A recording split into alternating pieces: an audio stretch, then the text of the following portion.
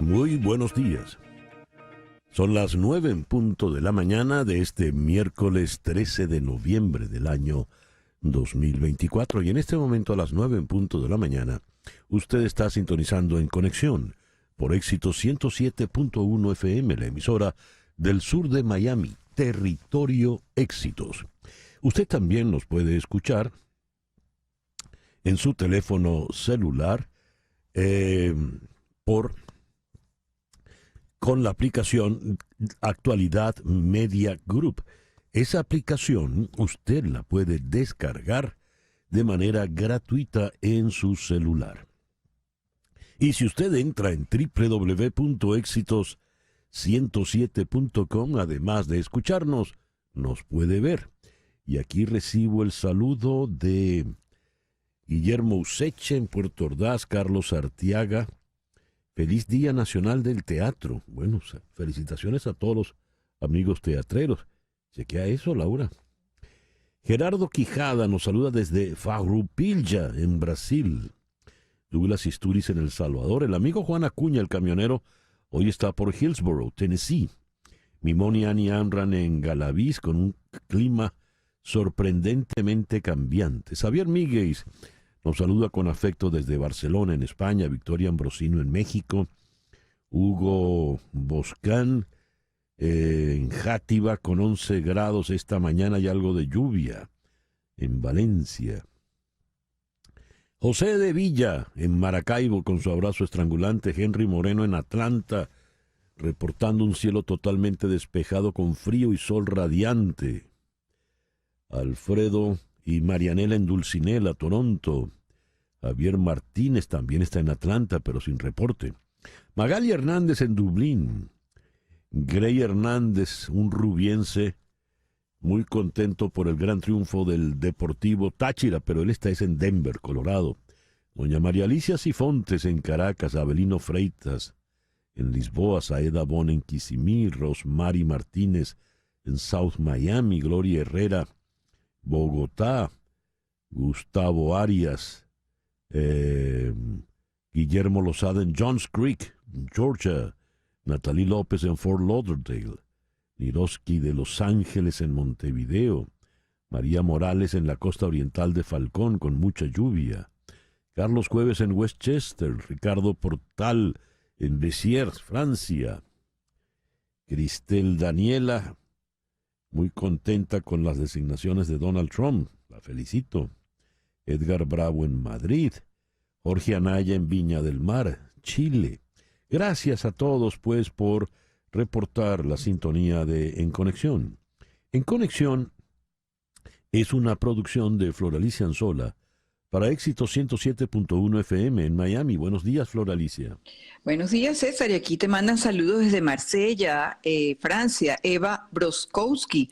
También lo hace Rodolfo Sánchez desde Londres. Hay mucha gente desde Londres que está escuchándonos hoy. Fíjate. Qué bueno. Laura Rodríguez está en la producción general. Muy buenos días, Laura. Muy buenos días a todos. En Madrid, en la producción informativa, Mariel Sofía Rodríguez. Buenos días, Mariel Sofía. Hola, muy buenos días. Feliz miércoles para todos. Y bueno, felices los caraquistas que por fin ayer ganamos. Jesús Carreño en la edición y montaje. Carlos Prato en los controles. Buenos días, Carlos. Muy buenos días. Y ante el micrófono, quien tiene el gusto de hablarles, César Miguel Rondón. Hoy, 13 de noviembre, es el día de San Diego de Alcalá, San Estanislao de Kotska, San Nicolás I Papa, San Abón de Florín, San Bricio de Tours, San Calixto Caravario, pero en Venezuela, especialmente en Valencia, es la festividad de la Virgen del Socorro.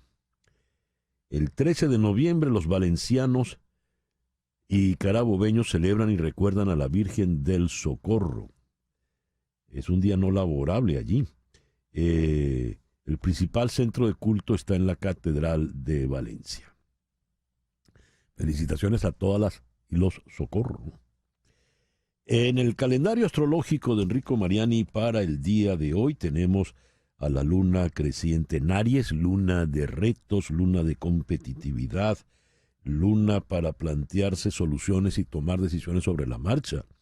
la luna de aquel caballero, Eudomar Santos, que decía, como vaya viniendo, vamos viendo. Cuidado porque es la luna de Marte y es la luna de los guerreros, de los peliones. Luna creciente en Aries, Sol en Escorpio, este miércoles 13 de noviembre del año 2024. Hoy es el Día Mundial de la Bondad.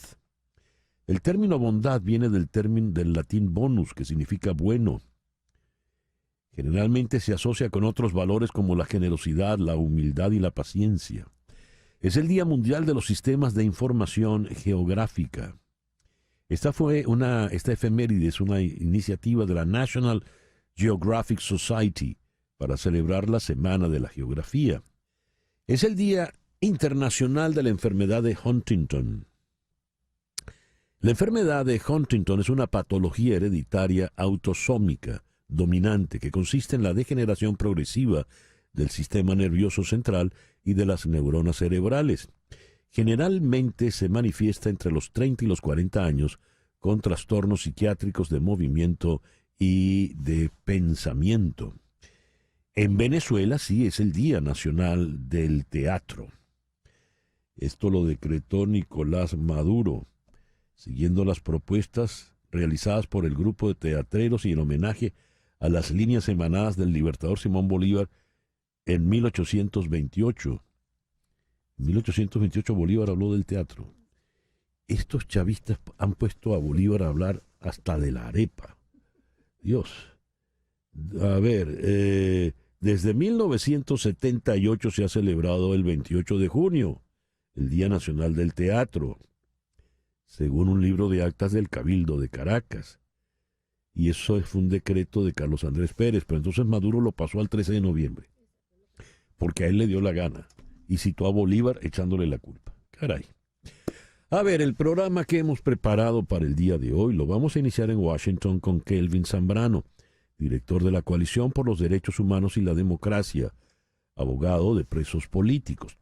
A ver, esto es muy importante. La Comisión Interamericana de Derechos Humanos de la OEA declaró que la proclamación de victoria por parte del CNE venezolano de Nicolás Maduro es ilegítima e hizo un llamado a la comunidad internacional a impulsar un esfuerzo coordinado para una transición democrática en Venezuela.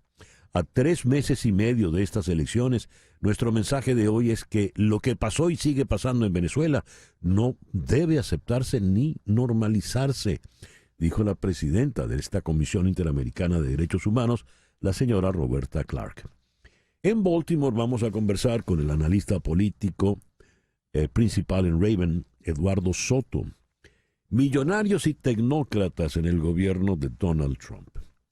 A ver, ¿qué tanto influye Elon Musk en el gobierno? ¿Influye en el futuro y está influyendo desde ya en las designaciones de Donald Trump?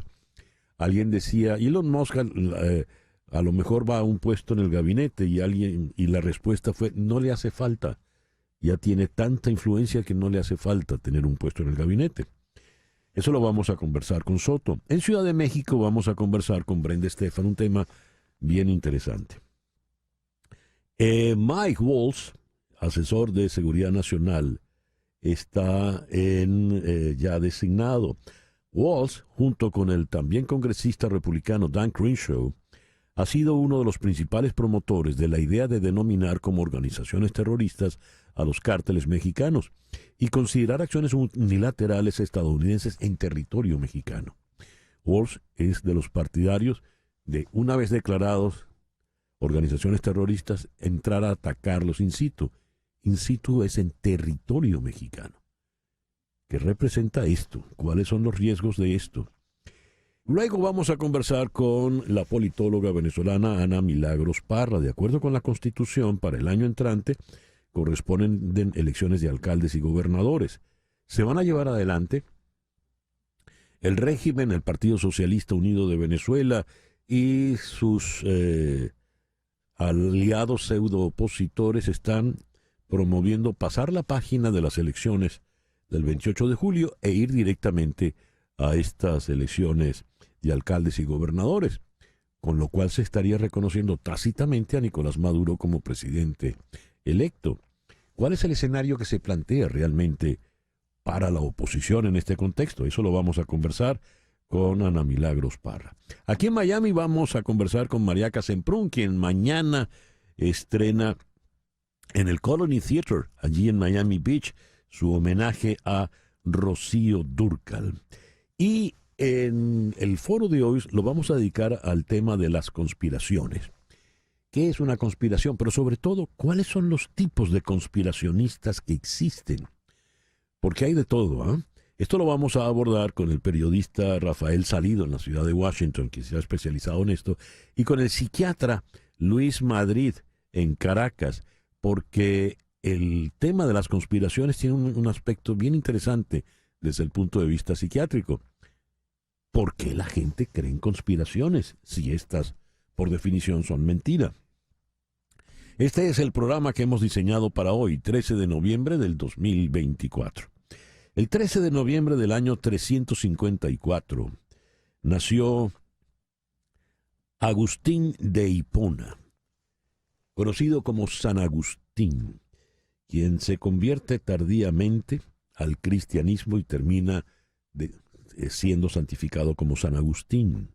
Es el pensador del cristianismo más importante del primer milenio, fue filósofo, fue obispo de Hipona, al norte de África, y es el autor de dos textos fundamentales, no solo en el cristianismo, sino en la filosofía antigua, las Confesiones y sobre todo la Ciudad de Dios.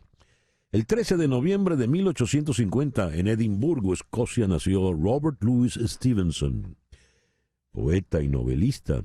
Es el autor, entre otras, de La Isla del Tesoro, Secuestrado y El extraño caso de Dr. Jekyll y Mr. Hyde, muy ponderado como poeta por Jorge Luis Borges.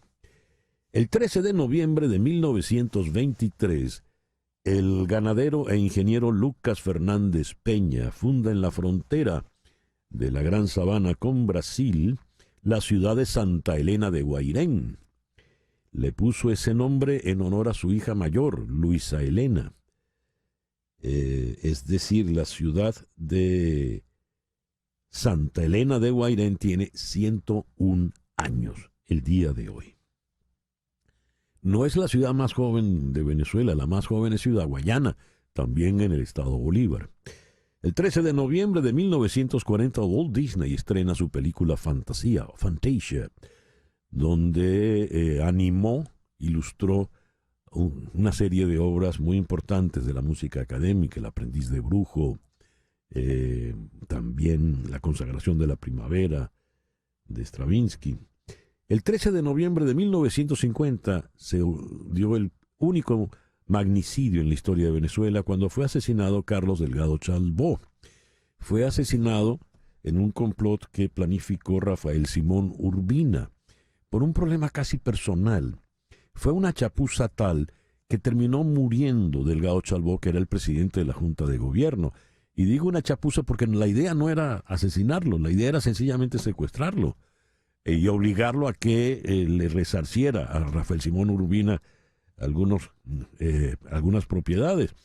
Pero terminaron asesinándolo y Rafael Simón Urbina terminó dándose un balazo en el pie para completar la chapuza. Luego fue asesinado al final de ese mismo día por la Seguridad Nacional. Hoy está cumpliendo 71 años Andrés Manuel López Obrador. Me parece mentira que este señor sea mayor que yo solo por 3 días. Bueno, el 13 de noviembre de 1955 nació la gran Whoopi Goldberg. Es decir, cumple hoy 69 años. El 13 de noviembre de 1956, la Corte Suprema declaró inconstitucional la separación racial en los autobuses de Alabama. El 13 de noviembre de 1985, en Colombia erupciona el volcán Nevado del Ruiz y derrite un glaciar generando un lajar, es decir, un alud volcánico de barro, que sepultó a la población de Armero. La tragedia de Armero dejó 23,000 muertos. Todavía el recuerdo de la tragedia de Armero es espantoso. Y el 13 de noviembre de 1991, hace 33 años, el Consejo Legislativo del Estado Miranda aprobó la autonomía municipal de Chacao. Chacao se separó del municipio Sucre y pasó a ser un municipio autónomo. El municipio más rico del país, de Venezuela, cumple hoy, pues, 33 años. El 13 de noviembre de 1868 falleció Gioachino Rossini. La obertura de Guillermo Tell. Decía el maestro José Antonio Calcaño que una persona culta era la que oía la obertura de Guillermo Tell y decía, ah, Rossini. Los demás la oían y decían, ah, el llanero solitario. Falleció Rossini a los 76 años tal día como hoy.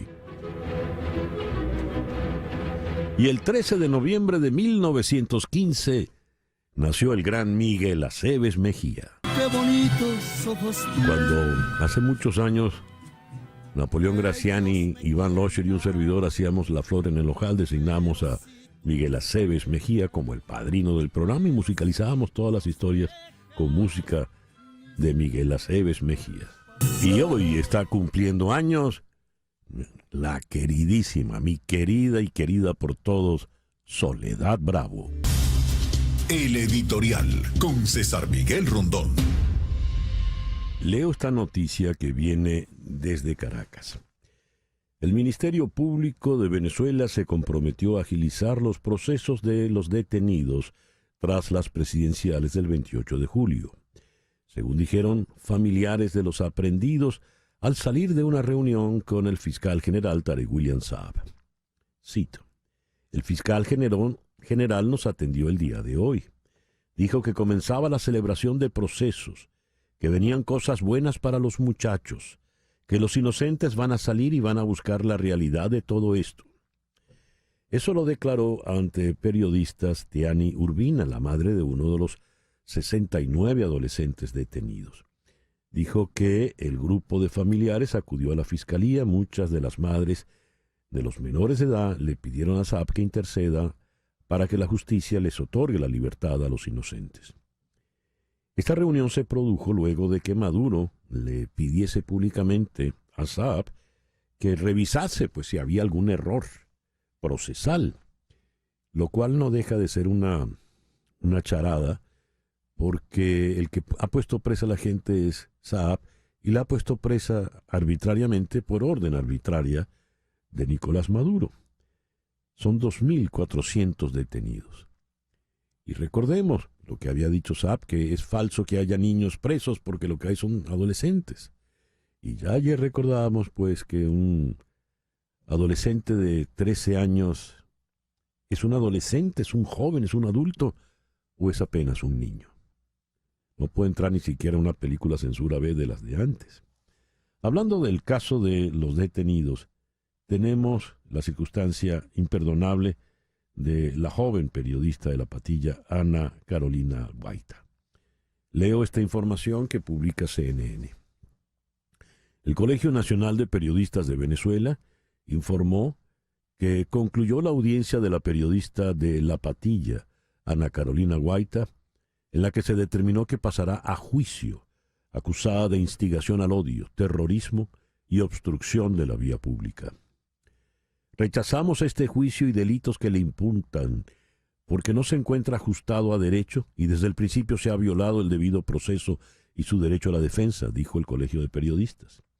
César Pérez Vivas, dirigente político opositor, calificó la decisión como una medida atroz para una joven que aseguró su único delito es ser hija de calificados dirigentes de la oposición democrática y periodista para informar los acontecimientos ocurridos en el litoral central.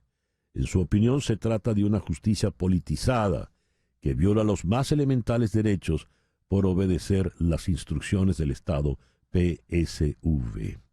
Xiomara Barreto, la madre de la reportera y dirigente política, ella denunció que su hija está incomunicada. La joven Guaita, de 32 años, no tuvo la opción de tener un abogado privado, sino que se le asignó un defensor público. Su familia ha dicho que la comunicadora es inocente y descartan las acusaciones de terrorismo al tiempo que piden su liberación. Así procede el régimen. Dice Tarek William Saab, vienen buenas noticias para los muchachos, le dice a las madres, como si fuese una suerte de San Nicolás redimido ahora que estamos en tiempos de Navidad adelantada.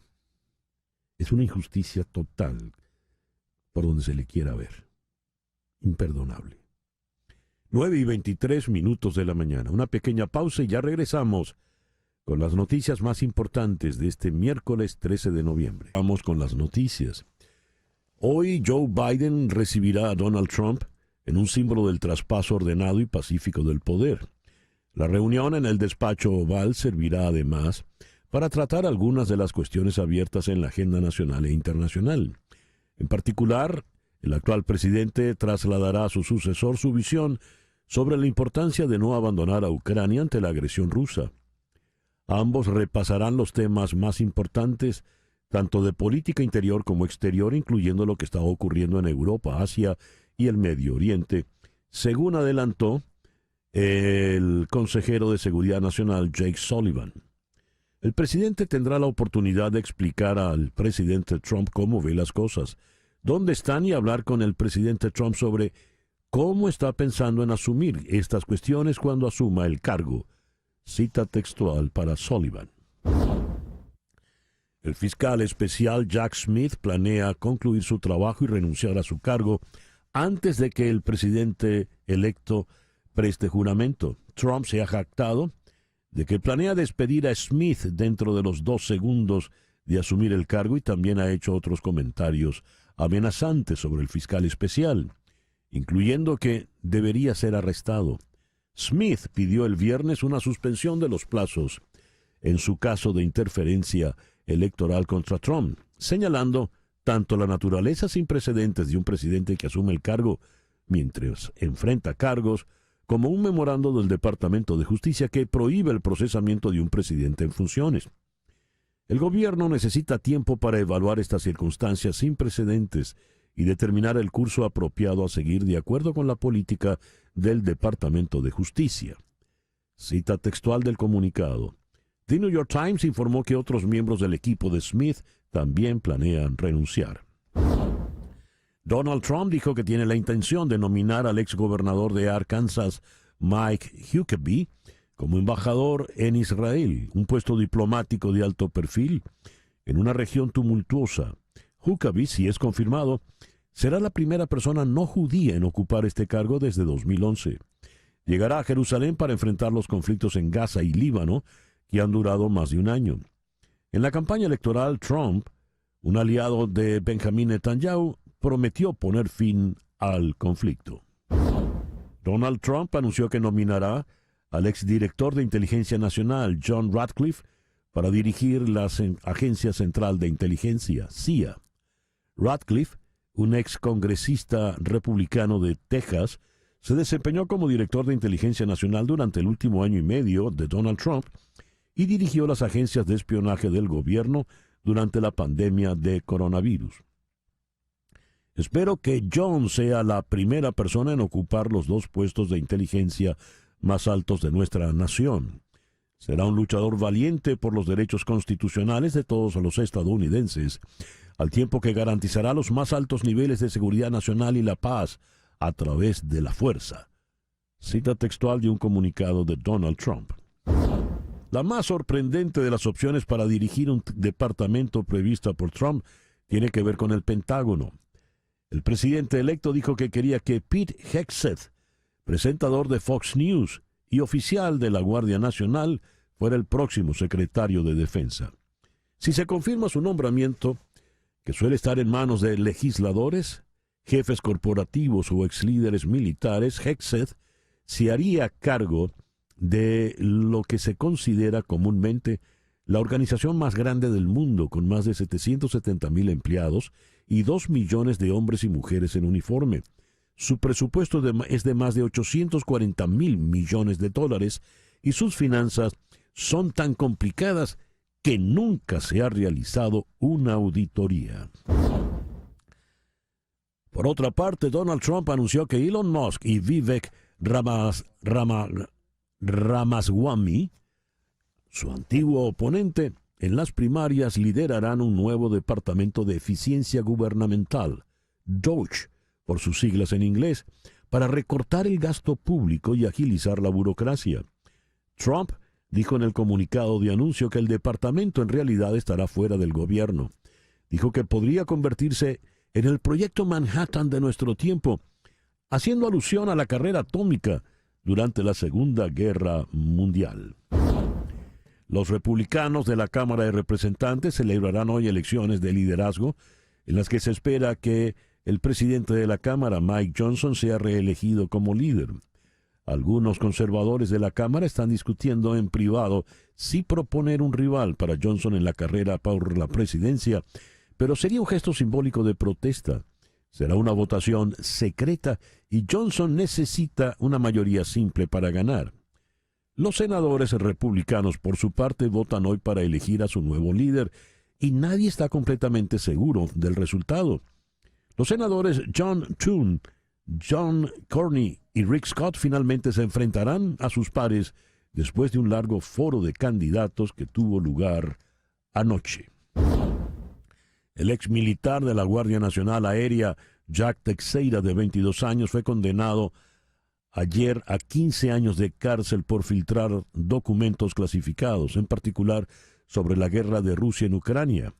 La Fiscalía solicitó una condena de 200 meses, casi 17 años, por su papel central en una de las violaciones más significativas y trascendentales de la historia de Estados Unidos, frente a los 11 años que pidió originalmente la defensa. Ayer se anunciaron los ganadores al premio Bate de Plata en las Grandes Ligas, donde destacan 4 venezolanos. En la Nacional, el receptor William Contreras. En la Americana, el también receptor Salvador Pérez, el jardinero Anthony Santander y el segunda base José Altuve. Las Grandes Ligas otorga este galardón de acuerdo a lo votado por managers y coaches, y el reconocimiento lo recibe el mejor jugador ofensivo en cada posición de ambas ligas y un servicio público en cada circuito. José Altuve se alzó por 7ª vez con este galardón.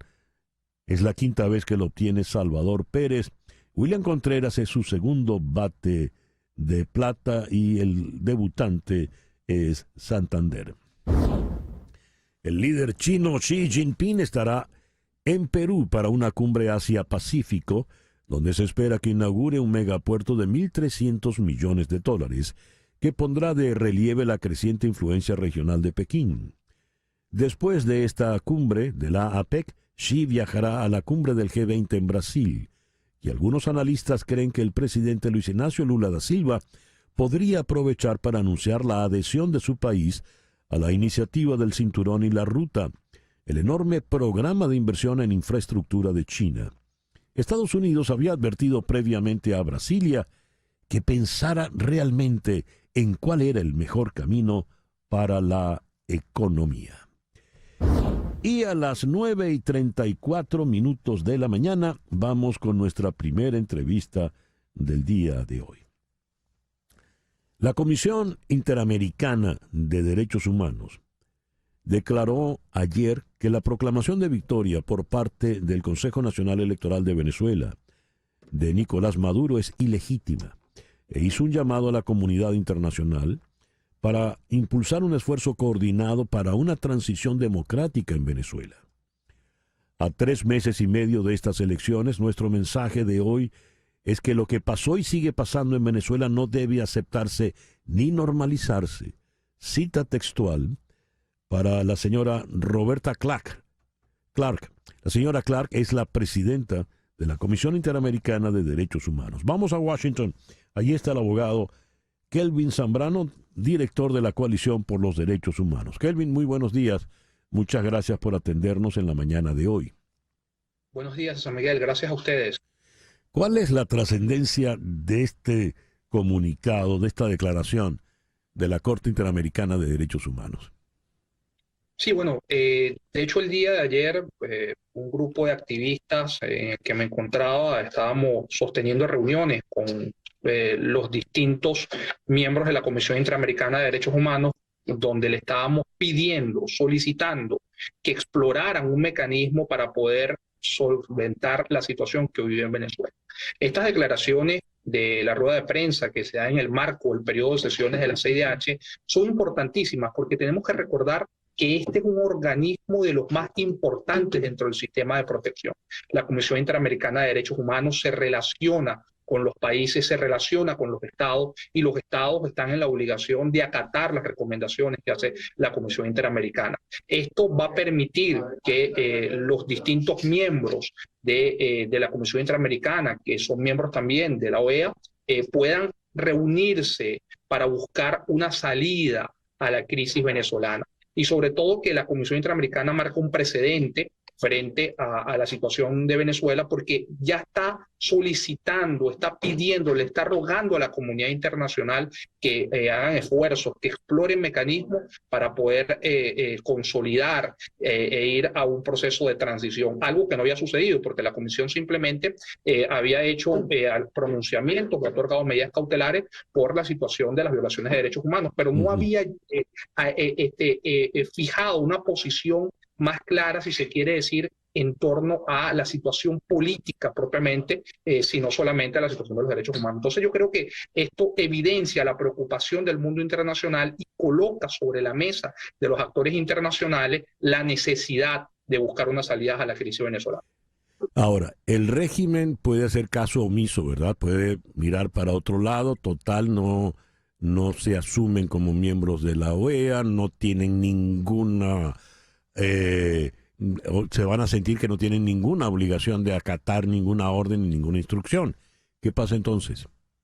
Sí, de hecho el Estado venezolano, y hay que recordar, el expresidente Hugo Rafael Chávez Frías denunció la Convención Americana, lo que implicó que Venezuela saliera de la jurisdicción de la Corte.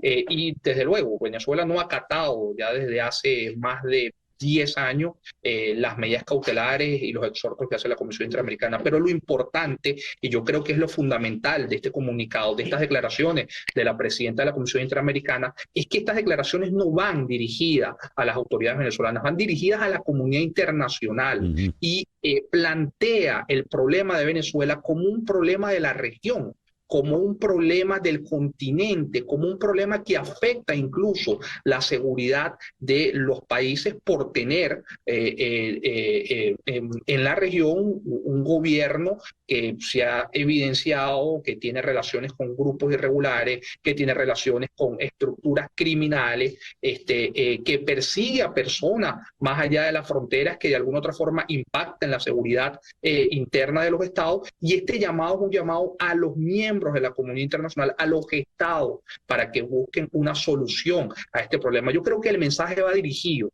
a los integrantes de la comunidad internacional, a los estados, para ver qué soluciones se podrían plantear y lograr una transición a la democracia en Venezuela. ¿Y en qué escenario se discuten esas eventuales soluciones? ¿En el marco de la OEA, Naciones Unidas, algún organismo al margen? ¿En qué contexto, Kelvin? A ver, existen distintas instancias, ¿no? El Consejo Permanente de la OEA, otros organismos internacionales, pero yo creo que lo importante, y de hecho nosotros en las conversaciones que teníamos el día de ayer y que vamos a seguir sosteniendo durante esta semana aquí en la ciudad de Washington, lo que se está planteando es pensar un poco más allá de lo que está dentro del marco de acción del mundo internacional. O sea, hay que explorar mecanismos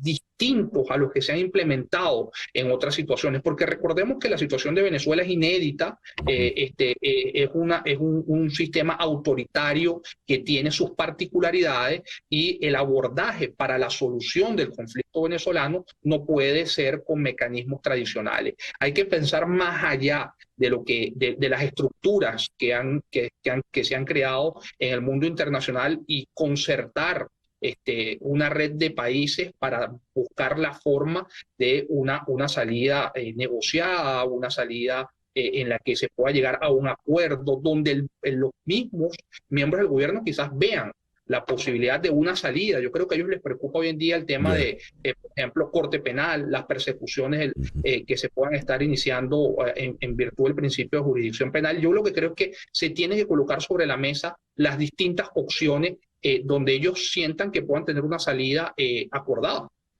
Kelvin, muchas gracias por atendernos en la mañana de hoy. Gracias a ustedes, César Miguel.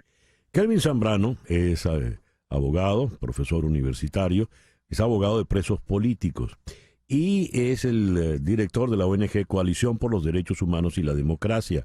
Está en Washington precisamente por ese dictamen del día de ayer. Hacemos ahora una pequeña pausa y al regreso hablamos de un tema interesante, de una persona muy interesante. ¿Cuál es la verdadera influencia de Elon Musk en el actual proceso de designaciones del gabinete y la que tendrá ya propiamente en el gobierno entrante? Hablamos de eso al regreso. Esto es En Conexión por Éxito 107.1 FM en Miami. Son las 9:43. Toma nota de este número telefónico. 305-468-0044. 305-468-0044. Ese es el teléfono de María Trina Burgos, el teléfono de su oficina aquí en Miami, 305-468-0044. María Trina Burgos es una abogada venezolana que tiene más de 25 años de experiencia trabajando temas migratorios en los Estados Unidos y está licenciada para trabajar como abogada en temas migratorios en los 50 estados de la Unión y también en Puerto Rico. Si estás en Venezuela, puedes llamar a este número 0212-771-3040. 0212-771-3040. Esa llamada va a repicarse en costo adicional aquí en Miami en la oficina de María Trina Burgos. Recuerda, puedes hacerle cualquier consulta a María Trina, que tiene mucha experiencia. María Trina Burgos, tu abogada de inmigración, para que tus sueños de inmigración se hagan realidad. 305-468-0044. 305-468-0044. Millonarios y tecnócratas, aliados de Trump y a la cabeza de ellos Elon Musk. ¿Qué impacto tendrán en su gobierno? Trump dijo ayer que Elon Musk y Vivek Ramaswamy dirigirán el Departamento de Eficiencia Gubernamental, desmantelando la burocracia gubernamental, reduciendo drásticamente el exceso de regulaciones, recortando los gastos superfluos y reestructurando las agencias federales. ¿Qué será esta agencia? ¿Cuánto impacto podrá tener? Vamos a Baltimore. Allí está el analista político de Raven, Eduardo Soto. Eduardo, muy buenos días. Muchas gracias por atendernos en esta mañana. Muy buenos días, un placer. ¿Qué es esta agencia, algo así como metagubernamental o paragubernamental que ha anunciado Donald Trump? Lo primero que hay que enfatizar, César, es que esto no es una agencia como tal. La única manera en la cual se puede establecer una agencia nueva a nivel federal es vía acta del Congreso. El Congreso que acompañará a Donald Trump durante su presidencia no se ha juramentado, y aunque lo hiciera, dudo mucho que vayan a instituir formalmente esta entidad como una agencia. La única otra forma en la cual se puede formalizar algún tipo de acuerdo con Elon Musk para proveer este tipo de consejo a la administración de Donald Trump es si se establece un consejo, un cuerpo de consejo a nivel federal. Hay leyes que gobiernan cómo se puede constituir ese cuerpo y qué tipo de consejos pueden proveerle al gobierno. Lo otro que hay que pensar es el conflicto de interés y las posibles violaciones de ética que esto puede implicar. A ver, ¿por qué? Porque recordemos que Elon Musk y quien va a ser su asociado, su colega en este esfuerzo, Vivek Ramaswamy, Son dos empresarios que tienen inversiones en muchísimas compañías y muchísimos aspectos del sector tecnológico y otras industrias en los Estados Unidos. Cuando están en una posición donde sin transparencia y sin fiscalización pueden proveerle consejos al gobierno federal que Donald Trump tal vez acepte, y esos consejos tal vez puedan beneficiar a sus intereses y causar daño a sus competidores en esas industrias, en esos sectores, eso presenta un conflicto y una violación de ley posiblemente criminal. A ver, alguien comentó, es un comentario frecuente sobre el eventual cargo que pueda tener Elon Musk en el futuro gabinete o en el futuro gobierno de Donald Trump, a lo cual surgió una respuesta que me llamó la atención. No le hace falta, ya tiene toda la influencia del caso. Me gustaría un comentario tuyo al respecto, Eduardo. Tienes toda la razón, César. Y si Elon Musk fuera un poco más responsable con esa influencia, tal vez evitaría el tipo de escrutinio que liderar este tipo de comisión le va a traer. Puede ser el tipo de figura que visita la Casa Blanca 2 o 3 veces al año para esclarecer ciertos temas, para asegurarse que la administración esté atendiendo cosas que le preocupan. Y como ciudadano común y corriente, nada le prohíbe ejercer esa función. Pero cuando se declara el director o codirector, porque ahora son dos, no se puede ser eficiente si no son dos líderes de esta supuesta comisión, en esa función tal vez invite más escrutinio, tal vez el consejo que puede proveerle a Donald Trump oficialmente sea más limitado. Eduardo, has dicho que visite la Casa Blanca 2 o 3 veces al año, pero desde el 5 de noviembre no ha salido de Mar-a-Lago, está allí en todas las reuniones que ha tenido Donald Trump. Cuando ha hablado con líderes internacionales, ha estado allí presente. Te quiero comentar un artículo de David Nassau publicado en The New York Times. Trump and Musk, the bromance that cannot last. El bromance, ¿no? Que no puede durar. Y este señor, Nassau, ha hecho biografías de millonarios que tuvieron mucha influencia en gobiernos previos. Andrew Carnegie, nada menos que William Randolph Hearst, entre otros, Joseph Kennedy, el fundador de la dinastía. Él dice que estos romances estas alianzas del gran capital, de los multimillonarios con el poder, no pueden durar. ¿Por qué? Y en el caso de un multimillonario como es Donald Trump, que vuelve a la presidencia. En general, apostar a competir con el presidente de los Estados Unidos por influencia o por atención mediática es un desastre inevitable. Cuando se trata de Donald Trump específicamente, alguien que no quiere compartir la atención, alguien que no quiere compartir la influencia, no quiere compartir la tarima, una figura como Elon Musk puede fácilmente convertirse en uno de esos enemigos, uno de esos ex aliados que en unos años tal vez hable muy distintamente de Donald Trump. Él escribe, este señor Musk, usted tiene millones de seguidores en las redes sociales, pero su alcance aún palidece en comparación con el de Hearst en su apogeo. 28 periódicos de grandes ciudades, una agencia de noticias sindicada, estaciones de radio, noticieros y 13 revistas. Las contribuciones de Hearst a la campaña de Roosevelt en el 32 fueron como las suyas a Trump, extensas y variadas. Además de una enorme ayuda financiera, Hearst utilizó su imperio mediático para llevar a cabo ataques virulentos y casi diarios contra el que era presidente en ejercicio, Herbert Hoover.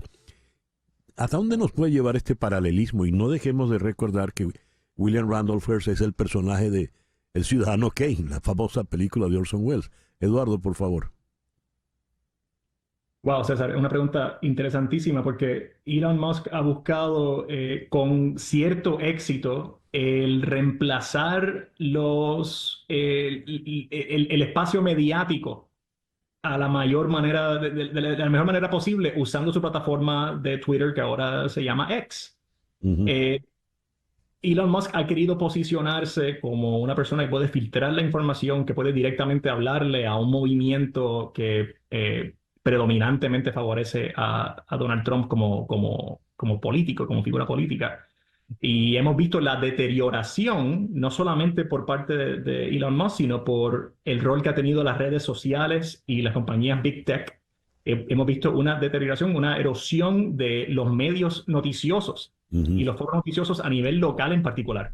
Muchos periódicos que ya no existen, que existían hace unos años, mucha bancarrota. Así que Elon Musk está buscando asumir tal vez esa figura de William Randolph Hearst. Me parece que el paralelo es muy apropiado, pero igual que Hearst, o tal vez muy distinto a Hearst, tenemos otros inversionistas y otros modelos tecnológicos que también se prestan para que esa información fluya de manera distinta. Y hemos visto en la pasada semana desde la elección cómo ha habido un éxodo de usuarios de la plataforma de Twitter.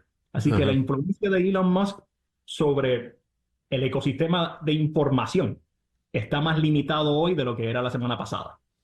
Ya, en conclusión, Eduardo, ¿qué le espera al señor Musk? Bueno, yo le recomendaría a cualquier accionista que tiene inversiones con la compañía de Donald Trump que esté muy pendiente a ver si esta distracción que tiene con esta supuesta comisión de eficiencia le resta atención a sus empresas y a las compañías en las cuales mucha gente depende. Lo que le puede esperar es tal vez la triste realidad y para muchos de nosotros tal vez la feliz realidad de que atajar contundentemente el gasto a nivel federal, el impacto de estas agencias federales, el presupuesto federal, el supuesto gigantismo federal. Se pueden encontrar eficiencias, pero el tipo de reforma y de ahorro que Elon Musk ha propuesto y que Donald Trump supuestamente quiere lograr no es viable sin quitarle apoyo esencial a las familias en los Estados Unidos, a los envejecientes en los Estados Unidos y las 1001 maneras en las cuales, sin percatarnos, el gobierno federal nos provee apoyo todos los días. Así que corremos el riesgo de que Elon Musk, con su sueño de eficiencia gubernamental, le haga daño político al Partido Republicano. Eduardo, muchas gracias por atendernos en la mañana de hoy. Mil gracias. Eduardo Soto, analista político senior en Raven, y nos habló desde la ciudad de Baltimore. Son las 9:55. Los candidatos del presidente electo Donald Trump para los principales puestos en política exterior han podido poner fin a la guerra en Ucrania y han votado en contra de la ayuda a Kiev. Pero la elección del representante Mike Waltz como asesor de seguridad nacional y es casi un hecho la selección de Marco Rubio como secretario de Estado no han alarmado a Kiev. Mike Waltz ha sido uno de los principales promotores de la idea de denominar como organizaciones terroristas a los cárteles mexicanos y considerar acciones unilaterales estadounidenses en territorio mexicano. He allí un detalle grave. ¿Terminarán, como en el siglo XIX, tropas de Estados Unidos cruzando el río Bravo hacia México? Vamos a Ciudad de México, allí está la internacionalista Brenda Estefan. Brenda, muy buenos días, muchas gracias por atendernos. Estimado César Miguel, como siempre, un gusto estar en tu programa. ¿Cómo ves esta designación del señor Waltz? Pues mira, me parece que es una señal muy clara de cuáles son los riesgos para México.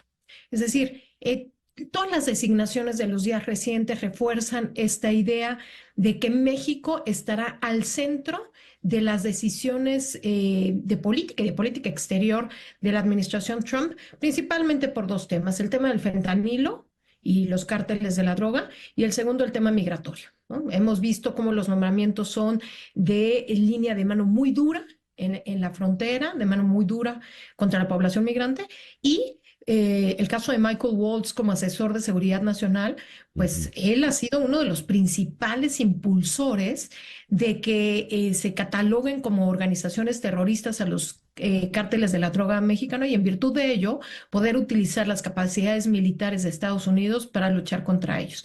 Waltz ha dicho que su idea sería que se hiciese algo como el Plan Colombia, es decir, una cooperación militar acompañada pues, de esta lucha directa contra el narco. El problema, me parece, César Miguel, es que si bien en Estados Unidos lo que domina es una visión nacionalista, también es el caso en México.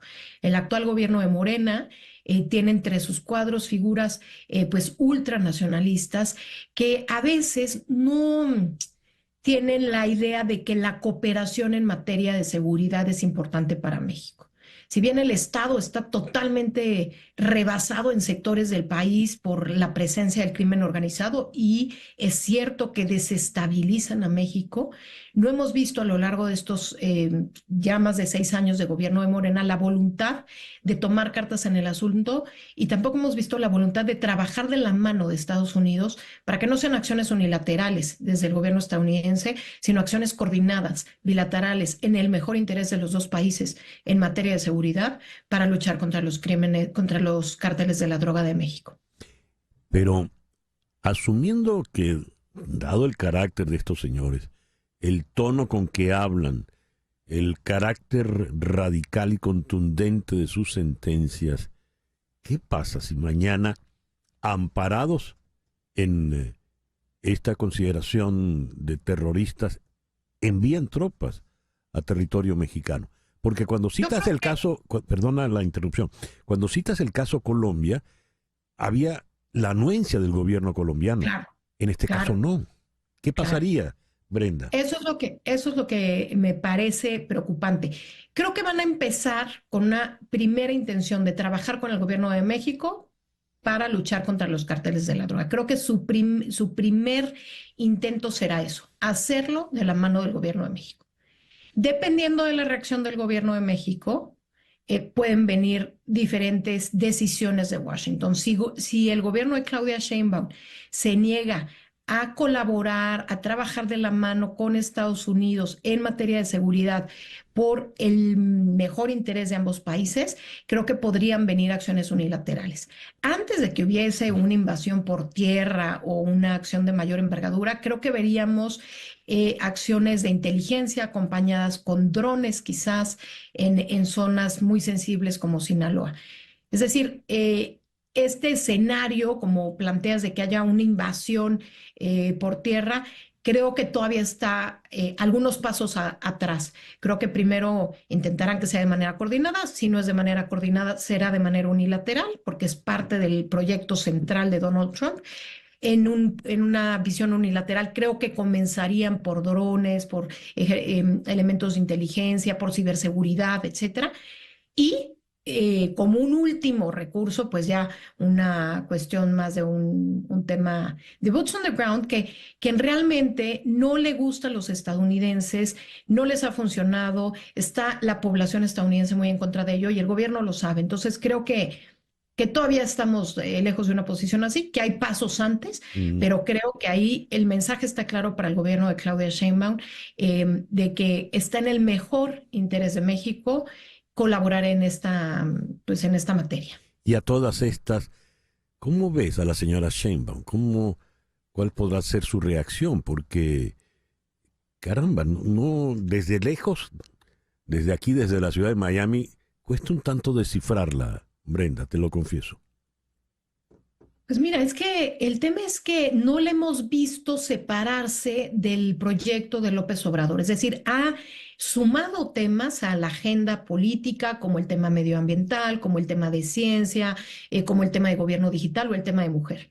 Pero no le hemos visto separarse las posiciones de López Obrador ni un ápice en cualquier otro tema, ¿no? Entonces, ¿qué tenemos o qué hemos visto a lo largo de estos años de gobierno de Morena en materia de cooperación de seguridad con Estados Unidos?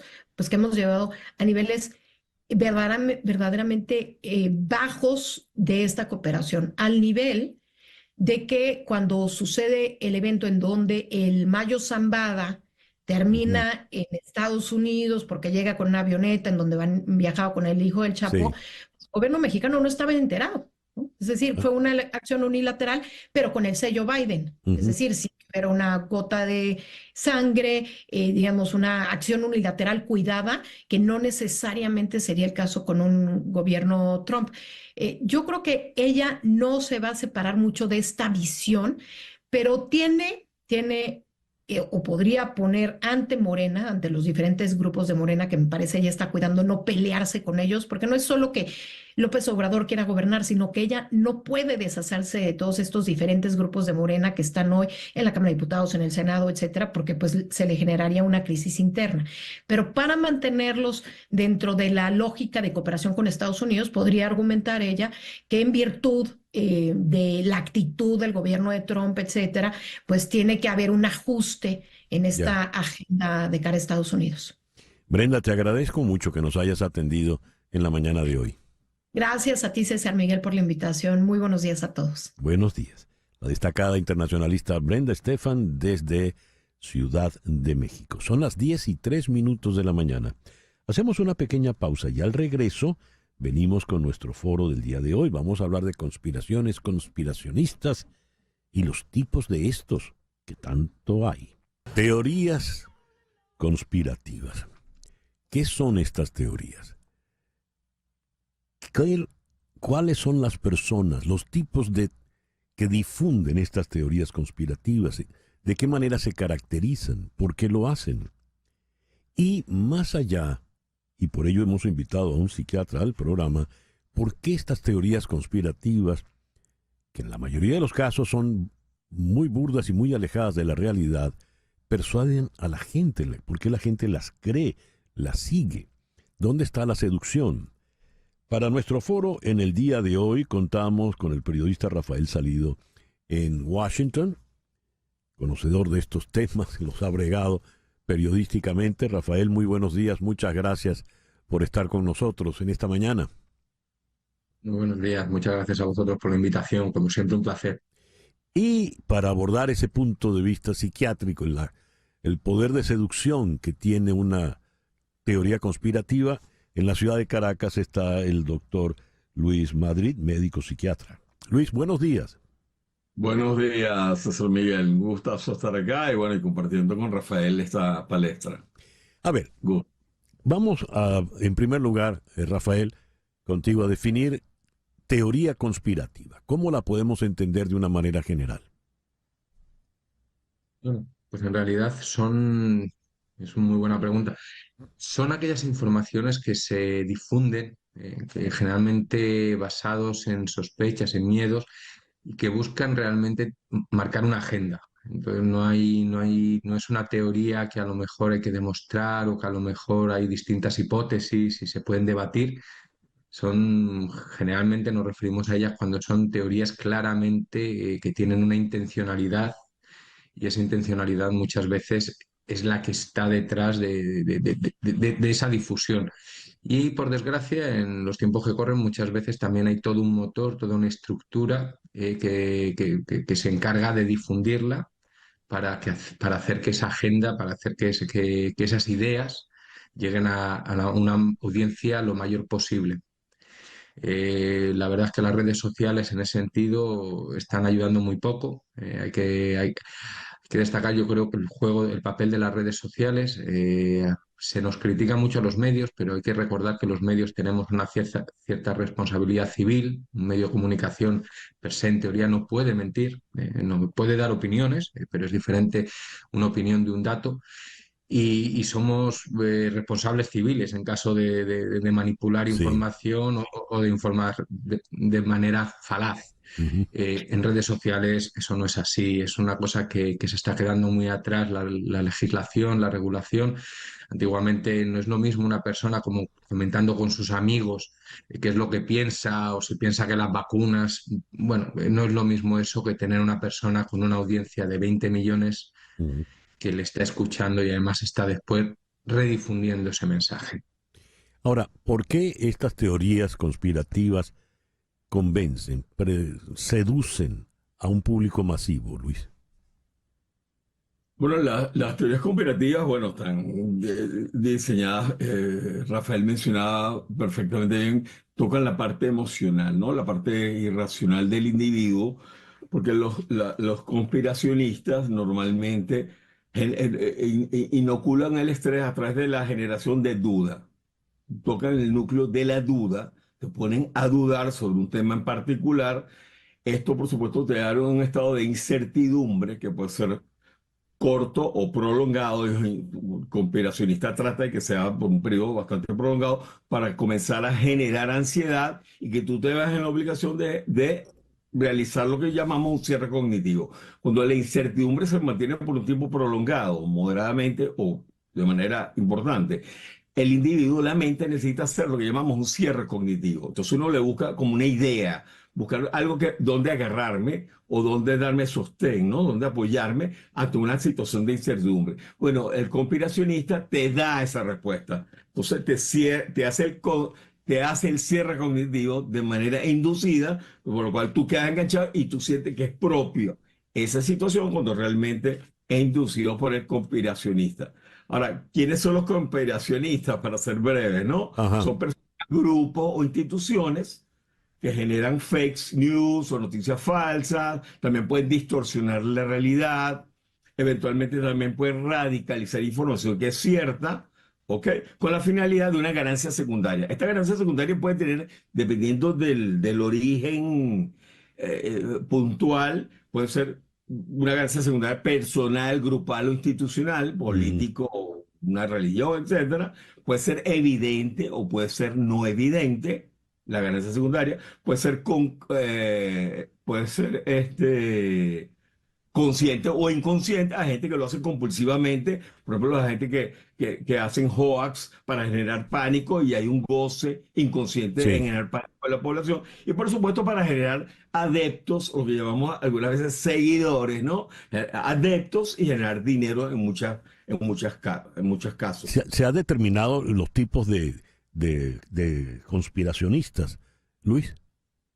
Bueno, lo que nosotros sabemos es que los conspiracionistas generalmente pertenecen a algún rango de personalidad muy particular, ¿no? Algunos pueden ser narcisistas o psicopáticos que buscan generar cierto caos para obtener beneficios ya como mucho más claramente. Otros son de carácter histriónico, rasgos histriónicos de la personalidad, que lo que buscan es llamar la atención, seducir. La seducción es una de las herramientas fundamentales. Están los paranoides, la persona con rasgos paranoides de la personalidad, que tienen la convicción de ciertas ideas que pueden resultar un poco absurdas para muchas personas, pero que de tanto darle o de tan coherente que se hila la idea, puede ser muy convincente. También están los dependientes, ¿ok?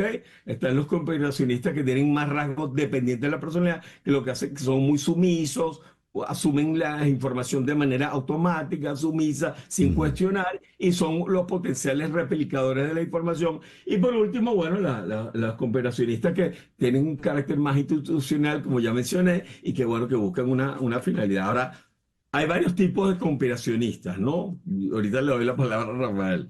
Sí. Están los conspiracionistas persuasivos, que son los extremistas, que lo que buscan es generar, por ejemplo, ideologías extremistas, ideologías extremas o teorías de alto impacto, buscan hacer reclutamiento de personas, atraer seguidores de manera masiva, y es lo que nosotros consideramos en este momento lo que llamamos sectas digitales. Entonces, captan personas, las dejan atrapadas en su secta digital y ahí entonces, bueno, hacen desastre con estas personas. Están los conspiracionistas combativos, que son los desinformantes, que lo que buscan normalmente es desinformar, bueno, como ya dije, y generar conflicto social.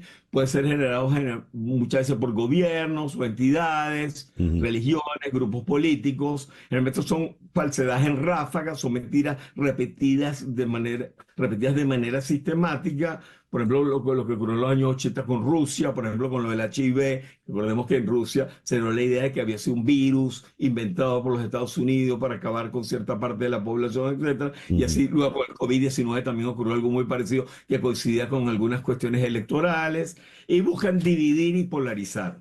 En tercer lugar están los conspiracionistas caóticos, son los llamados los trolls, que son personas que lo que buscan es generar pánico, caos en la persona. Eran hoax. Recordemos que los hoax es una forma de fake news o noticias falsas, que lo que busca es generar zozobra, angustia en la población, y las personas generalmente tienen como un goce patológico con esa situación. Lo vemos en personas más narcisistas y psicopáticas, o la gente que son abusadores emocionales. Y no importan generar caos, lo que buscan es atención, así sea atención negativa, ¿no? Y pueden utilizar o aprovechar situaciones reales y las distorsionan, y tienen un magnífico manejo de los haters y de los lovers. Son expertos en eso.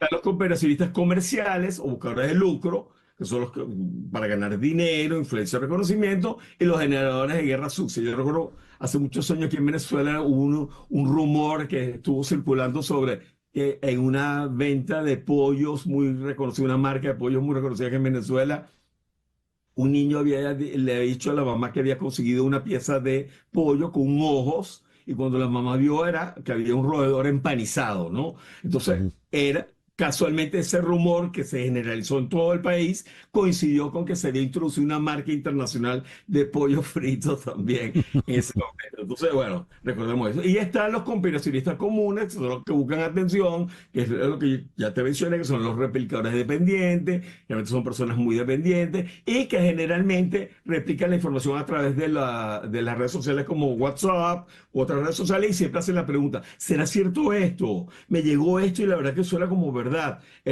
Ponen a los demás como a cuestionar, pero Ujú. generalmente son personas más dependientes, pero también sirven como conspiracionistas pasivos de alguna manera.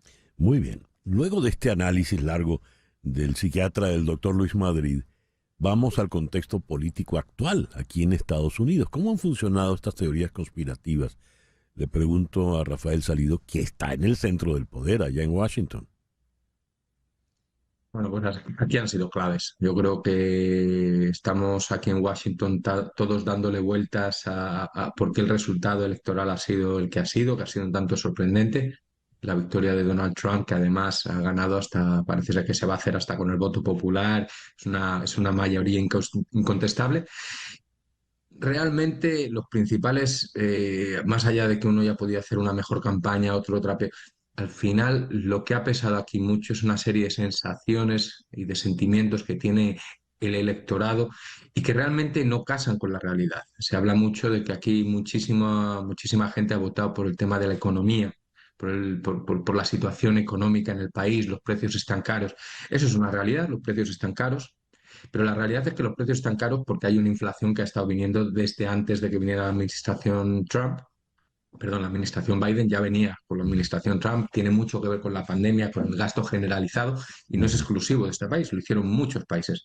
La gran diferencia, en un contexto en el que en todo el mundo los precios están altos, es que aquí hay pleno empleo, que es increíble, la inflación está muy moderada, está ya regulada, hasta el punto de que hace apenas unas semanas The Economist, la revista, una de las revistas más prestigiosas, que no es estadounidense, es británica, sacó en su portada que la economía de Estados Unidos era la envidia del mundo.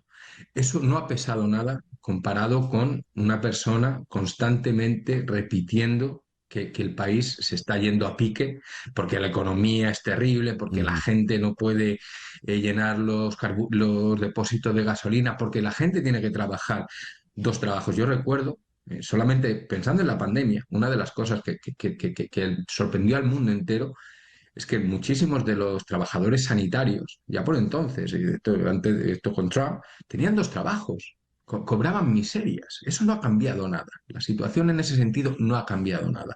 El hecho de que los precios no bajen es lo normal. Los precios, por desgracia, suben, así funciona la inflación, y después se reduce el ritmo.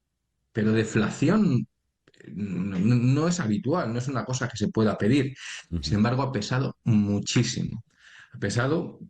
También es curiosísimo de dónde sale esta desinformación y cómo afecta, porque al final también para ser objeto y blanco de la desinformación tienes que tener una cierta predeterminación, una cierta voluntad. Yo creo que uno de los factores aquí fundamentales es que la persona que se involucra en estas conspiraciones cree muchas veces saber más que nadie, en el sentido de que Ujú. en vez de aceptar lo que le están diciendo las fuentes oficiales o los medios de comunicación, es una persona curiosa, que quiere ir más allá, que quiere averiguar y muchas veces busca información de otras fuentes que a veces piensa que son de primera mano o a veces son simplemente creadores de opinión y se aferra a esas opiniones. Por ejemplo, ha salido ahora una encuesta muy interesante de Reuters y de Ipsos la semana pasada, que una de las cosas que descubría es que los votantes de extrema derecha en este país están peor informados en temas económicos, entienden peor cómo funciona la inflación, entienden peor cómo funcionan las tarifas, por ejemplo,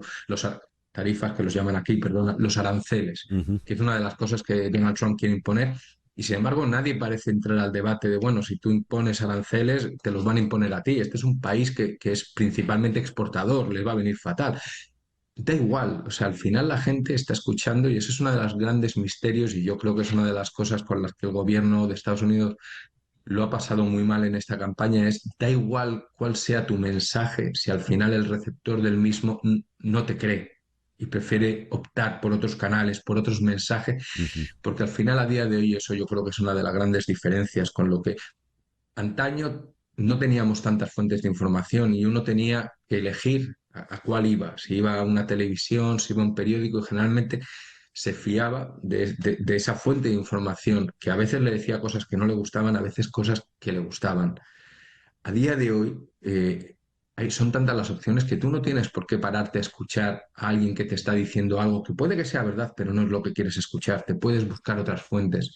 Y eso es uno de los grandes problemas que estamos enfrentando, yo creo, y por los que estos bulos, que al final no deja de ser, lo podemos llamar desinformación, son mentiras, son bulos, que es lo que hemos llamado toda la vida, se propagan precisamente por esas actitudes. Y efectivamente aquí en estas elecciones yo creo que además una de las cosas curiosas es que encima éramos conscientes de que teníamos un montón de potencias extranjeras intentando influir, intentando promover estos mensajes.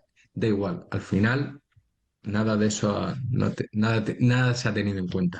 Al final no hay oficialismo que valga. Ya, qué interesante todo esto.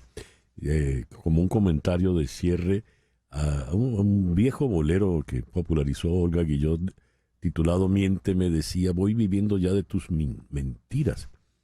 Sé que tu cariño no es sincero, pero pedía que le siguiera mintiendo porque era su manera de redimirse y de ser feliz en esa relación amorosa un tanto patológica. Pareciera que eso es lo que alimenta a una conspiración masiva hoy por hoy, pues una necesidad de que me mientan. Como decía Rafael, hay evidencias de la realidad delante y no, prefiero no creerlas. Claro, porque va directo, y disculpa que haga este inciso, va directo al área límbica, que es el cerebro primitivo. Entonces maneja más la parte emocional, ¿no? La ansiedad, el miedo, sí, la rabia, el resentimiento, la desesperanza, tristeza, y capitaliza. Y bueno, y utiliza muchas estrategias, entre ellas esta de tensión, distensión, que es utilizar la realidad para luego distenderla, y eso va calando, va permeando como líquido entrando por una grieta, ¿no? Y esta posición mesiánica radical, que a veces es una suerte como de ofrecimiento que voy a sanar porque voy a hacer una racia con lo negativo y nos vamos a quedar nosotros todos bañados con lo positivo, ¿no? Muy bien. Luis, Rafael, muchísimas gracias a ambos por habernos acompañado en esta interesante conversación de esta mañana. Gracias a ti. Gracias, Rafael, de verdad encantado. Te sigo por ahí. Un placer, Igualmente. Luis, encantado. Muchas gracias por todo, San Miguel. Sí, gracias, Rafael. Rafael Salido es periodista, está en Washington, y Luis Madrid es psiquiatra, está en Caracas. 10:23, una pequeña pausa y ya regresamos en Conexión por Éxitos 107.1 FM en Miami.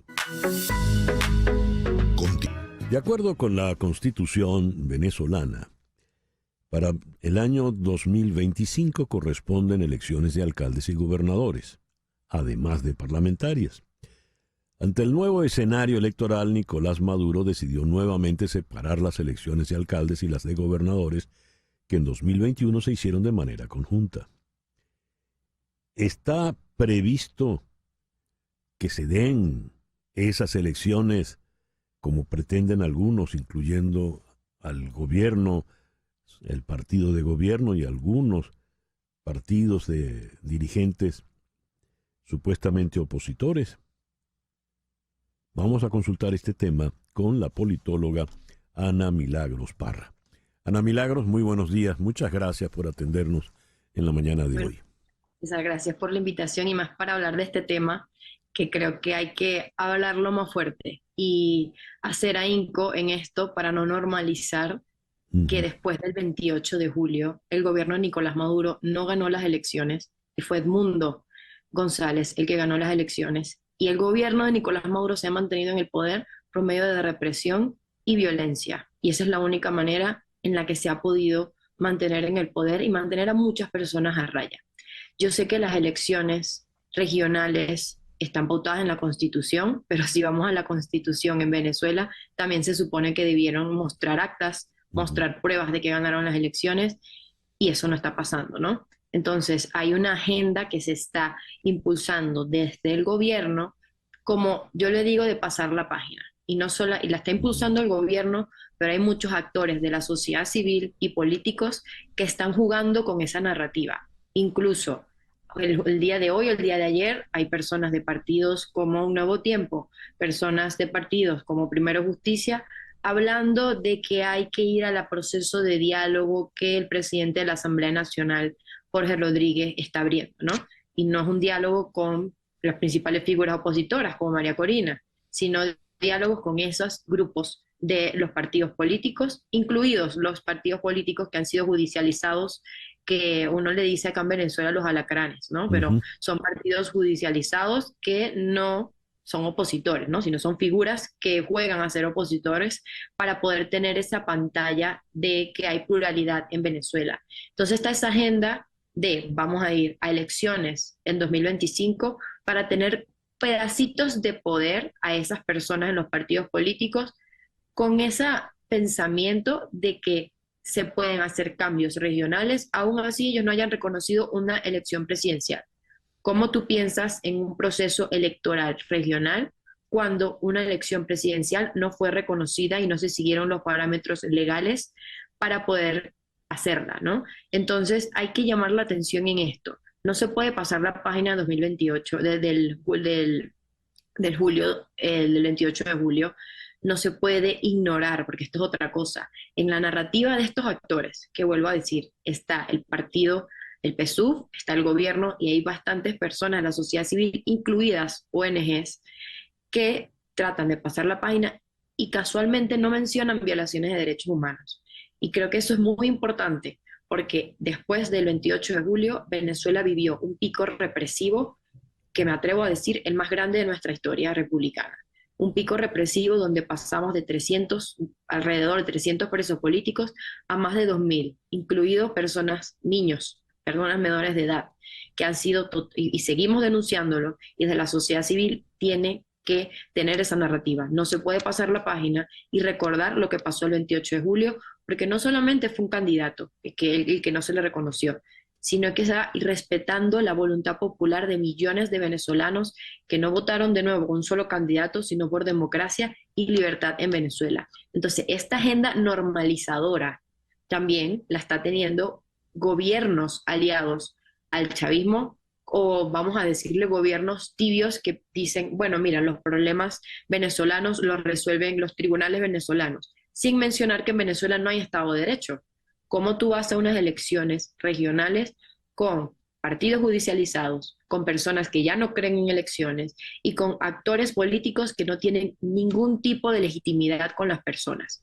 Tú estás jugando al juego de la dictadura, estás jugando a normalizar violaciones de derechos humanos, estás siguiéndole la línea incluso a México, que dice, mira, yo no me meto acá porque los tribunales venezolanos son los que tienen que hacerlo. Incluso hasta el mismo Lula en Brasil, que tuvo unas posiciones un poco, presionando al gobierno de Nicolás Maduro, dijo, mira, ellos lo tienen que solucionar adentro.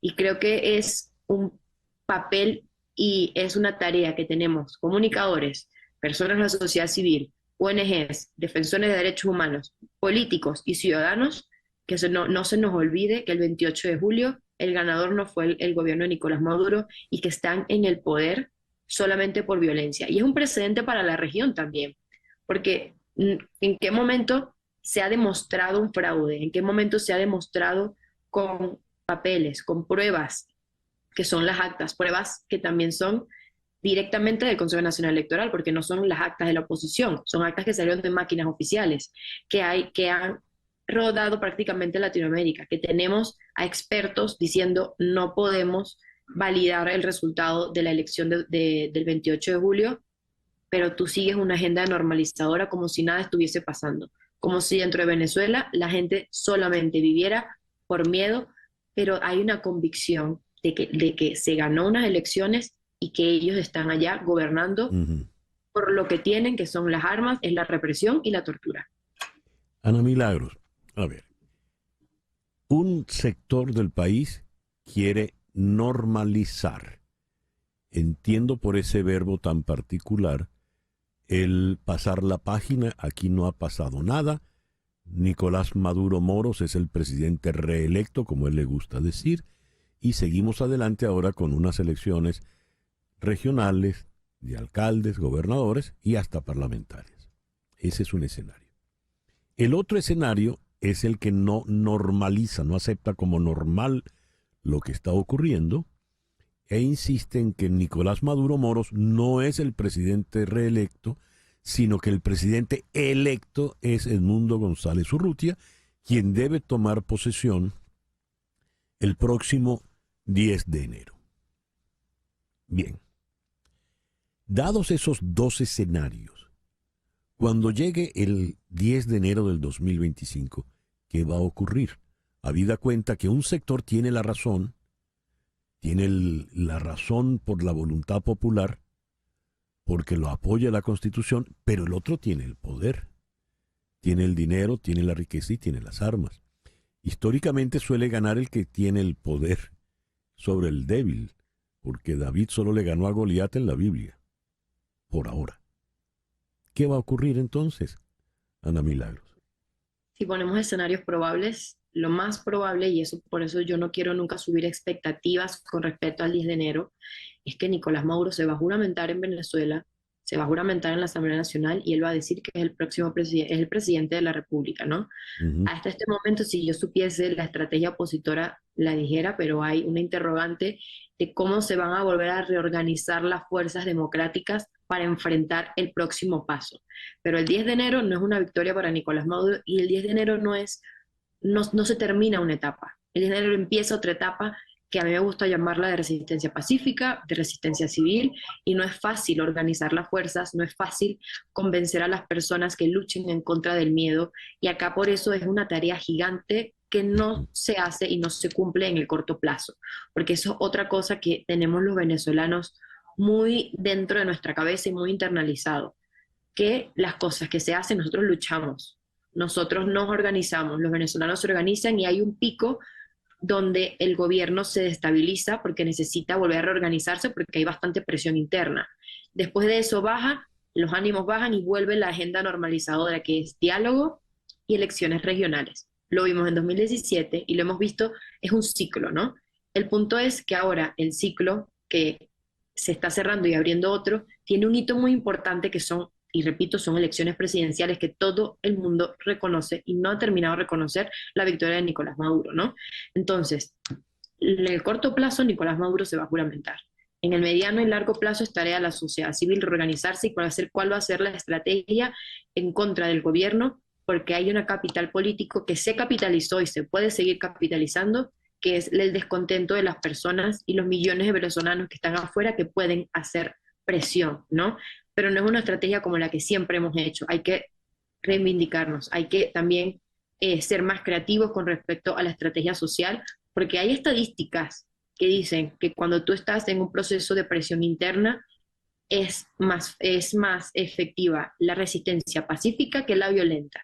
Y nosotros estamos acostumbrados a, si nosotros no protestamos en contra de las fuerzas de seguridad del Estado, entonces no estamos haciendo nada. El punto y es el reto tanto del liderazgo opositor como liderazgos locales como de la ONG es decirle a las personas que a pesar de que se sienta como una derrota el 10 de enero, es el inicio de otro proceso que no vamos a dejar pasar y que sí, no es en el corto plazo, pero hay una convicción dentro de la población venezolana y hay una convicción que se vio mucho el día de las elecciones, es que estamos dispuestos a organizarnos con un fin específico para lograr democracia y para lograr la libertad. Esto no es en un solo campo, no es la gente que está dentro que se tiene que organizar, tiene que ser afuera, como ya mencioné, comunicadores, hacer presión en los organismos de derechos humanos, porque esto es un bastión importante, porque las violaciones de derechos humanos en Venezuela no tienen precedentes, dentro incluso, sí, me atrevería a decir hasta en la región, y también la parte de la Corte Penal Internacional. Hay muchos focos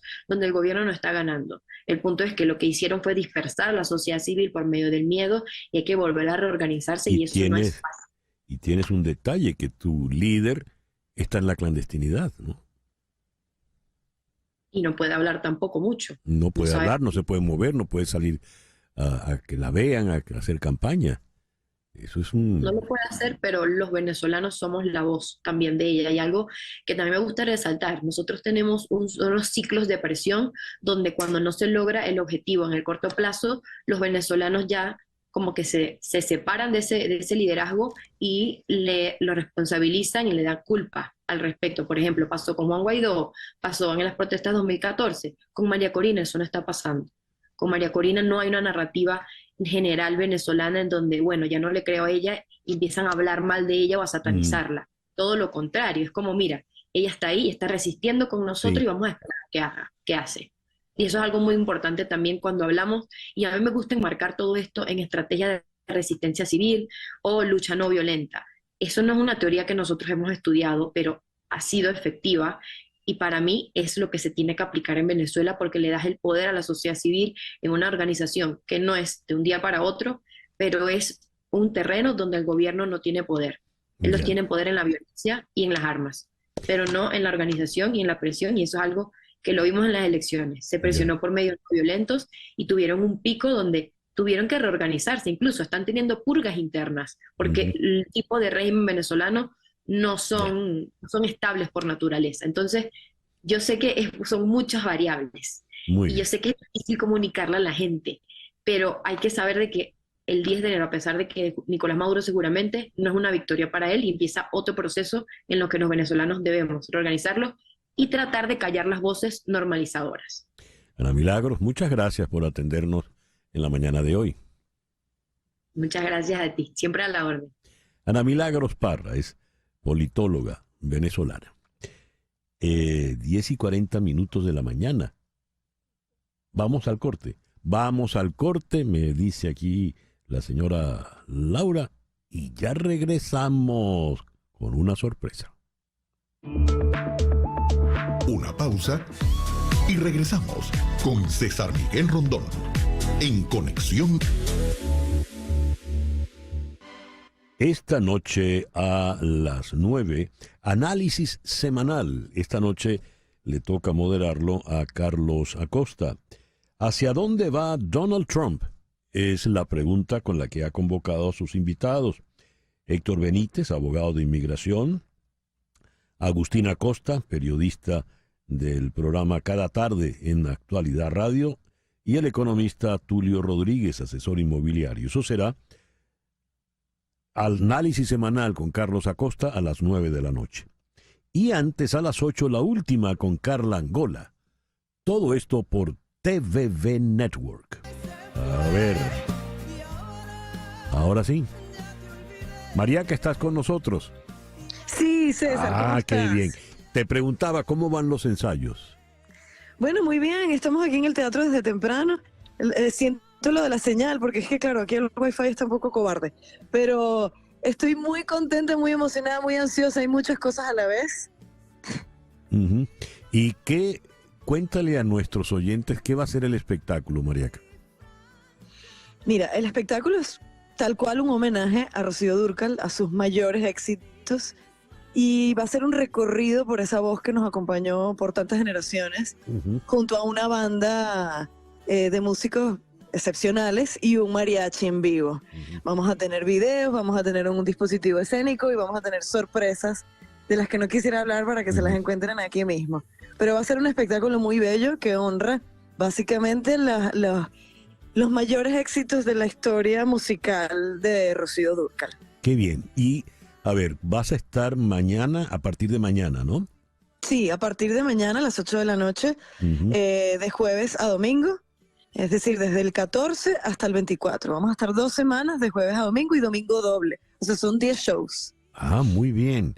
Es decir, jueves, mañana, jueves 14, y después vuelves el jueves 14, viernes 15, 16, 17, y luego regreso la semana de arriba, el 21, 22, 23 y 24. Y cada domingo una función doble. ¿A qué horas son las funciones? Los domingos son a las 3 y a las 6 de la tarde. Y el resto de los días es a las 8 de la noche. ¿Y las entradas a la venta en? en el miaminewdrama.org. Y bueno, también pueden seguir las redes del espectáculo, @homenaje Rocío Dúrcal, y allí está toda la información. Muy bien, en total tienes una orquesta y tienes un mariachi. Sí, Más todo son un 15 músicos. Ah, bueno, pero es una maravilla. Más todo un espectáculo visual para acompañarte. Sí, porque yo diría que es más que un concierto, es un poquito más allá, porque vamos a hacer un paseo por los momentos más importantes de su vida, por curiosidades de sus canciones, datos curiosos que la gente no sabe o no conoce del artista, porque una cosa es reconocer las canciones y reconocer un clásico como La gata bajo la lluvia, pero otra cosa es saber qué hay por detrás de estas canciones. Y eso va a ser lo bonito de este recorrido. Excelente, excelente. Invita entonces a nuestros oyentes, Mariaca. Bueno, que no se lo pierdan a partir de mañana, el 14 de noviembre hasta el 24 de noviembre en el Colony Theater de Miami Beach, aquí en Lincoln Road. Este gran homenaje a esta voz inigualable que marcó generaciones, Rocío Dúrcal. Aquí los esperamos con todo el cariño y toda la emoción. Allí vamos a estar aplaudiéndote, Mariaca. Muchas gracias, César. A ti, la gran Mariaca Semprún, rindiéndole tributo a Rocío Dúrcal. Misma hora, el mismo lugar. No temas, no hay cuidado, no te culpo del pasado. Ya lo ves, la vida es así. El talento ilimitado de verdad de Mariaca Semprún. Son las 10:52 de la mañana. Las noticias de este momento en Conexión Radio. Y ya para cerrar, ¿qué noticias tenemos, Flor Alicia? Bueno, César, el escritor español Álvaro Pombo fue distinguido este año con el Premio Cervantes, el más prestigioso de las letras en castellano, por su extraordinaria personalidad creadora, según anunció este martes el ministro español de Cultura, Ernest Urtasun.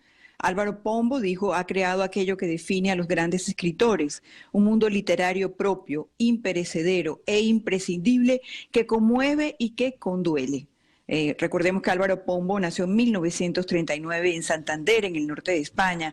Pombo es un prolífico autor con una obra diversa, construida a lo largo de 5 décadas de publicaciones de varios géneros, atravesada, sin embargo, por una mirada muy personal donde es frecuente la ironía y el humor. Y tú recuerdas, tienes ahí una lista grande de libros que puedes mencionar, César. Bueno, él debuta con El héroe de las mansardas de Mansard, que se llevó el premio Herralde. La primera vez que se dio el premio Herralde en anagrama se lo dieron a esta novela de Álvaro Pombo. Él después se llevó el Premio Nacional de Narrativa en el 96 con Don de las Mujeres. Y tiene, entre muchas otras, La fortuna de Matilda Turpin, que se llevó el Premio Planeta en el 2006. Y El temblor del héroe también es muy interesante, del 2012, que se llevó el Premio Nadal. Él mezcla en Pombo hay un detalle interesante, que ha sido galardonado, tiene público lector y también es muy respetado por la crítica. Esa combinación es la que le lleva a que le den nada menos que el premio Cervantes, ¿no? Así es, así es. La última, la más reciente, la de Santander, 1936, pues cuenta los meses previos al estallido de la Guerra Civil en la ciudad de Santander. Y es una historia que se sitúa en el centro del afecto entre un padre de ideas republicanas y un hijo afiliado a la Falange. Así que bueno, no fue el único que ganó el premio. Hay otro señor por allí que también se llevó una mención especial. No lo tengo ahorita aquí a mano. Caray. El Cervantes. No quiero despedir, Flor Alicia, sin hacerte una pregunta. Se está dando como un hecho la designación de Marco Rubio como secretario de Estado. Pero a esta hora no ha sido confirmado por el señor Donald Trump. ¿Qué pasa? Sí.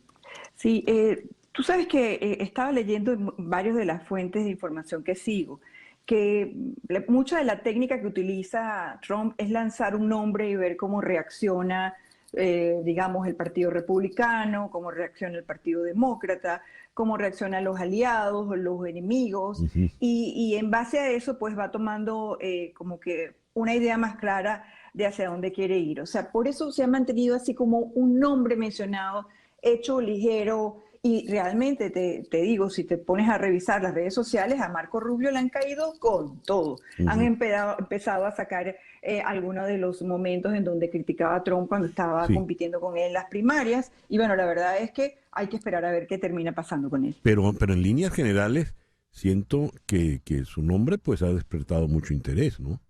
Mucho interés, sí, señor, mucho. Bueno, pero extraño que... y digo extraño porque ya Trump ha dicho, si fulano va, Mike Waltz, por ejemplo, va para este cargo. Ya lo pero no ha sido así ratificado. Sí, Ojalá y él él lo hace a través de comunicados y todavía ese comunicado no ha salido.